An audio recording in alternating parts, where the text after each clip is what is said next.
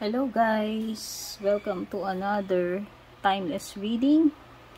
Gagawin ko ngayon guys is pick a card, yes or no. So, kung may katanungan kayo sa isip nyo or wala pa, pwede kayo mag-prepare ng simple question. Yung answerable by yes or no only. Okay? Huwag masyado yung mga komplikadong mga tanong. Yung masasagot lang ng yes or no, basic. Any question sa isip ninyo.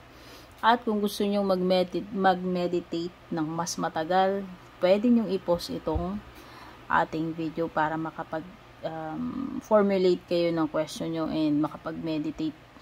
Tapos, after nyo mag-isip ng question ninyo, may dalawang cards dito. So, either ang makukuha nyo dyan, yes or no. No? So, magme-meditate kayo. Pwede kaya nga i-pause ninyo para ma-feel nyo yung vibration saan kayo na-attract dito. Alin card dito yung namamagnet kayo or yun yung nado-drawn in kayo. Okay? So, this is, walang specific na zodiac sign ito, ha? Kahit sino, pwede. Sundan nyo lang yung instructions na sinabi ko. And kung bago kayo dito, please don't forget to subscribe sa aking YouTube. Pa-like and follow na rin po yung aking Facebook, Instagram, TikTok. Kung gusto nyo ng personal reading, mag-send lang po kayo ng private message sa aking FB page. Okay? So, yan. I assume nakapili na kayo. Okay? I assume nakapili na kayo. Alin dito? Yes or no lang, ha? Simpleng katanungan, hindi komplikado, na masasagot ng yes or no. Mamimili lang kayo ng isang card dyan. At huwag nyo ulit-ulitin. Make sure na bago nyo i-continue yung video, na make up nyo na yung mind nyo alin talaga dito. Kasi kung hindi, magulo yun. Isa lang, hindi uulit-ulitin para yun yung makukuha yung sagot. Yun yung gagawin yung guide. So, just a disclaimer, card reading lang ito. Walang guarantee na totoo or magkakatotoo. Kayo yung may kapangyarihan o responsibility sa sarili ninyo. Okay? So, ayan. Ito yung dalawang card. Umpisahan na natin. Itabi ko muna ito. Tabi ko muna, ha? O, yung mga nakapili nito, yung nasa left. Yung nandito sa left. Ang sagot ay no. Okay? Hindi. Maliwanag na no. Clarify natin, bakit no? Paki-clarify, bakit no?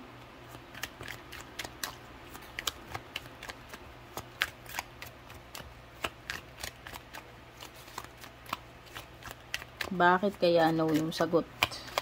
Paki-clarify lang. The Devil card.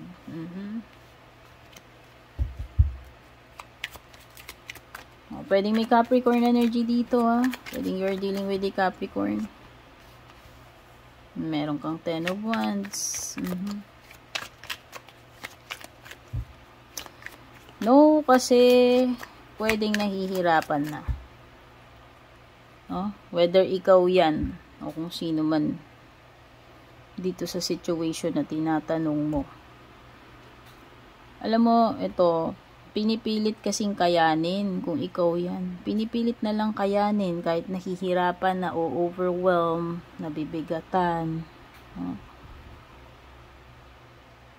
Hindi ko alam kung ano ba tong nahihirapang dalhin eh. Pinipilit dalhin, kayanin, solohin. Pwede mga problema, pwede mga responsibilities, etc. Okay, pwede mga emotions. Mukhang toxic connection to. Kung relationship to, parang toxic connection siya, the devil. Pwedeng ano lang eh. Natatali ka dyan kasi pwedeng friends with benefits na kind of relationship. Pwedeng codependency, may nakukuha siya, napapala siya sa'yo. Vice versa, ikaw ganun din. Pwedeng, ano lang, something na hindi tama, or kung relationship, pwedeng something na ipinagbabawal, pwedeng temptation. Okay? Kung relationship ito, this is not something na love. Pwedeng more on lust or ewan ko. Okay? So, pwedeng may matinding attachment dyan.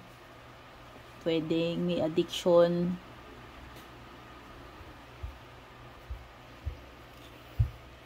Ano ba? Bakit no? Pwedeng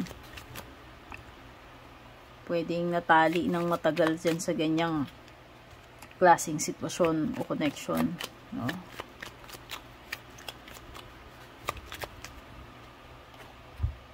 Ayos natin. Yan. Okay.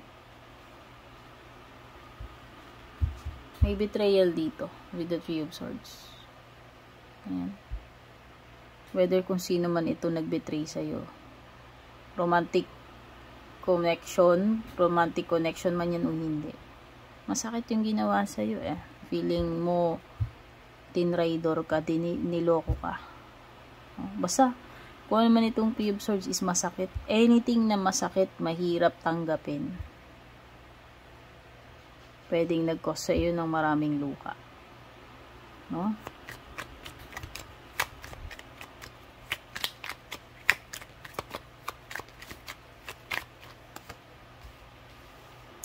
Eight of Pentacles.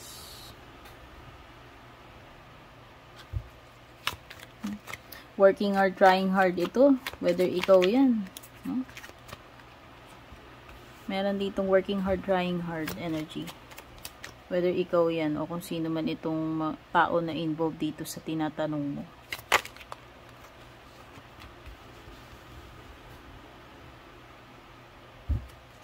Someone is also willing na makipag-ayos, mag-reach out, makipagbati, makipagmabutihan. Someone offering loyalty, someone or offering love. Kung ano man itong ino-offer nito. Whether ikaw yan o yung person na nakakadil mo dito sa sitwasyon na tinatanong mo. No?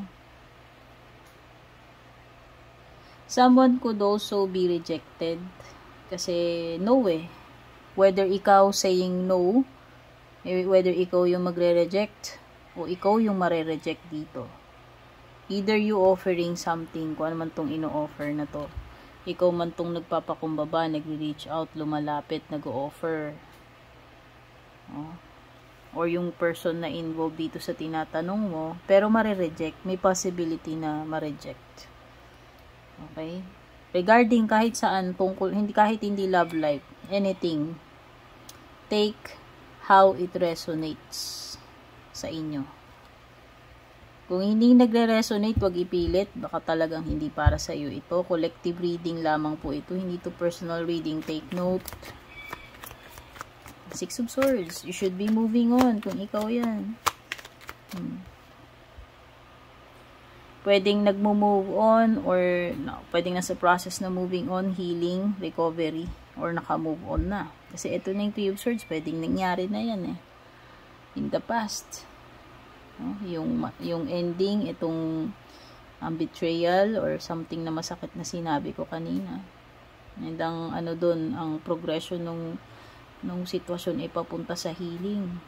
Totally, pwedeng tinatalikuran na ito yung bagay na nakasakit sa kanya.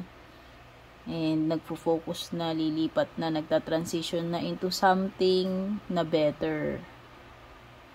O pwedeng nasa process ng healing pa lang o almost there or nandun na.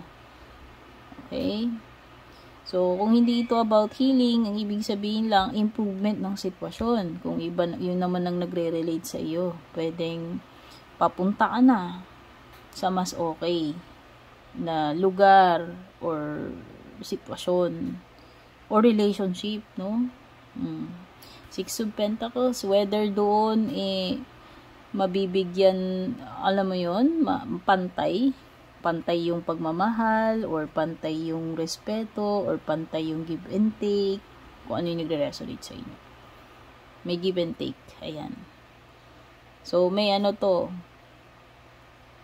Pwede rin na ang sinasabi nito, you will not gain something kung wala kang willing ibigay o i-sacrifice or i-trade off. Diba gano'n naman yun? Nung unang panahon, uso yung barter. May mga dadayong dayuhan pupunta sa atin. May dala silang offer. Kung ano yung maititrade nila doon sa mga ninuno natin. At the same time, yung mga ninuno natin, in exchange, so may exchange, may give and take, meron din silang i-offer. Siyempre, ganun yun two-way. Okay? So, I can see you kung ikaw to, you are moving towards a better relationship or a better job or a better situation wherein may give and take.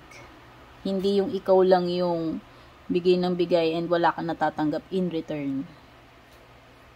Okay?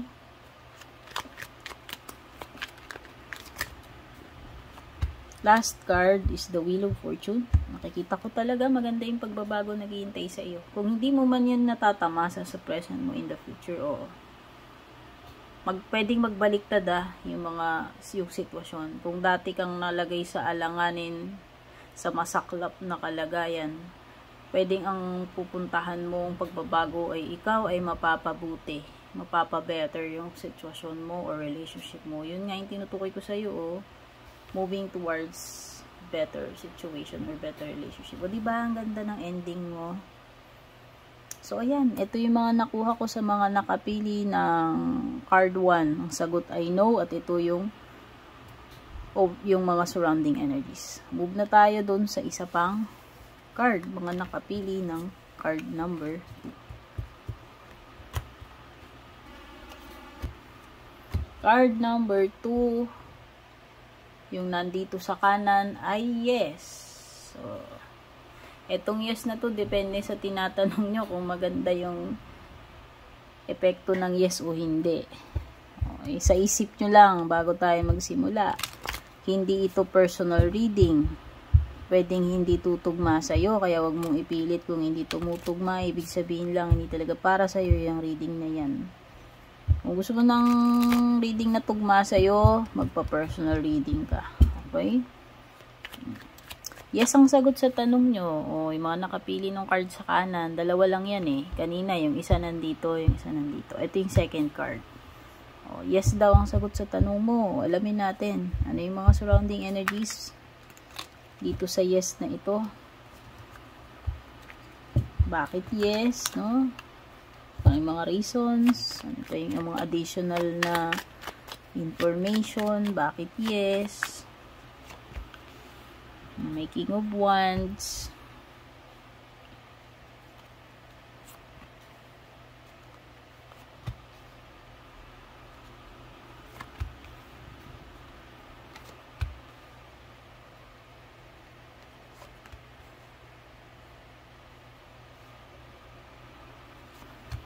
Bakit yes? Kasi ito pwedeng ikaw to o yung tao na involved dito sa question mo. Bahala ka nang tag, no? Bakit hindi yan, bakit yes ang sagot? Bakit yes? Kasi hindi na siya masaya o hindi ka na masaya. Kasi wala rito yung hinahanap mo or wala dito yung hinahanap na. Kasi, yes, kasi hindi na siya kontento or hindi ka na kontento. Hindi ka na natutuwa. Hindi ka na na-excite or siya. O pwede ikaw o siya. Romantic o hindi, depende sa tinanong ninyo. Ayan. Hindi to makontento kung sino man yan. Ikaw man o yung taong kadil mo dito sa tinatanong mo. Kung meron ka mang ino-offer dito o may ino-offer siya sa'yo, hindi na interesado, hindi pinapansin, nasa sa iba yung isip.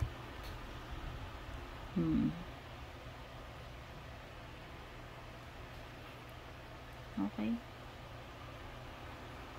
Wala nang excitement, wala nang thrill, parang ganun eh. So, may makakadil ka dito. Pwedeng may fire sign, Aries, Leo, Sagittarius. Whether ikaw yan o yung nakakadilbo. Meron ding earth sign, Taurus, Virgo, Capricorn. Another earth sign. So, very strong energy ng Taurus, Virgo, Capricorn. May Cancer energy. May Cancer energy din.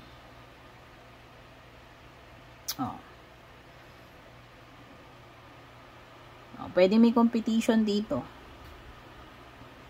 May dalawang magkaagaw, magkaribal, magkalaban. Nagmamagalingan, nagkukumpetensya. Okay? Meron ding energy dito. Bakit yes? Another energy. May Queen of Pentacles. Kasi, kung sino man tong tao na tinutukoy dito sa tinatanong mo, ang gusto lang niya ay ma-please lahat. Hanggat maaari. Gusto niya mapasaya yung mga taong mahalaga sa kanya, mahal niya sa buhay. Gusto niya ibigay lahat hanggat kaya, hanggat ano yung pwede niyang ibigay. Pinaghihirapan niya yun. Or, gusto niya magkaroon ng magandang buhay yung pamilya niya. Totally lahat gagawin niya. Whether sa pamilya yan o kung ano man tungkol sa saan itong tinatanong mo. Gagawin at gagawin niya lahat yung kaya niya dito.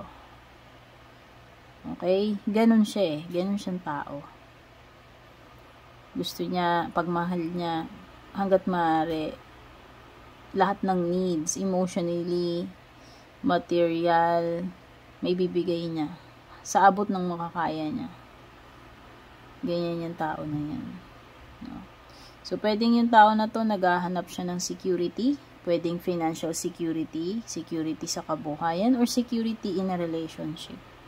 Gusto niya sana yung stable. Good provider yung isa dito. Sa tingin ko, kung sino yung binabanggit ko kanina na gusto niya ibigay lahat yung needs ng mga mahal niya sa buhay, siya yun. Pwedeng maganda yung kita niya, may mga naipundar, o maganda na yung estado niya pagdating sa career. No? Someone who is magaling mag-manage, pwedeng wise pagdating sa kabuhayan, sa negosyo o sa pera. Okay? Bakit yes? Ano pa ba ibang lumabas dito? Yes.